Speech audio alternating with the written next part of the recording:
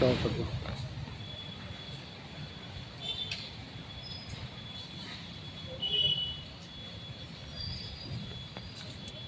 પંકજભાઈ, આજ રોજ તમે જે આવેદનપત્ર આપ્યું તે શાની બાબતમાં હતું?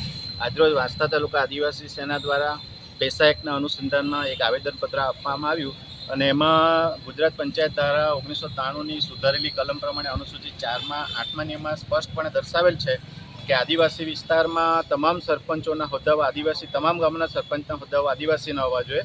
અને એ પ્રમાણે અહીંયા થોડી અમને માહિતી મળી છે અને 10 વર્ષ પહેલાં આવો બનાવ બનેલો કે તેમાં બિન આદિવાસીઓને સરપંચના હોદ્દાની સીટો ફાળવેલી.